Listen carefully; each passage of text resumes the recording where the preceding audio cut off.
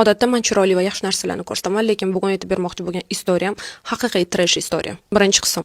Dubaydaligimizda bizning telefonlarimizga signalizatsiyalar keldi. Oteldan chiqmanglar, joylarda qolinglar degan ogohlantirish signalizatsiya. Va yarim soat, 1 soat ichida o'zingizni sayohatingizni davom ettiravering degan SMS-lar kelishni boshladi. Bizning reysimiz dushanba kuni edi va biz sotib olgan Airlines bizning reysimizga admin bo'lgani haqidagi xabarni jo'natdi. Ular zadержканы naqd 5 kunga qilishgan va biz Dubayda 5 kun qolib ketishimiz mumkin edi. Er-xotin boshqa biletlar sotib olib ketishga qaror qildik. Saytlarga kirsak, biletlar juda ham kamiga reyslarni ko'pi admin bo'lib yotibdi. Shu yerda ozgina panikaga tushdik. Tak biz plan qilganimizdan tashqari yana 5 kun u yoqda qola olmasdik.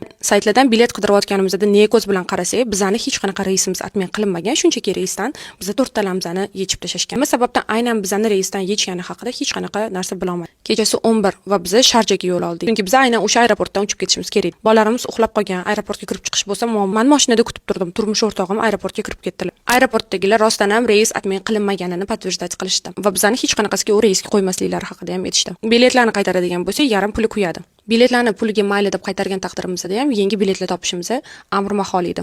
Agar topgan taqdirimizda ham ular uchadimi yo'qmi bila olmasdik. O'sha vaqtda men ozgina panikaga tushdim, lekin ozgina o'tgandan keyin o'zim bosib oldim. Takak men yonimda turmush o'rtog'im bilan ketganman va men uverinman, ular hammasini hal qilardilar. Keyinchalik aniq bo'ldi, ertasi kuni Dubai Airlines bilan Toshkentga reys bor edi va samolyot full edi. Cho'zilib ketish uchun bu trash istoriyaning davomini ikkinchi qismda gapirib beraman.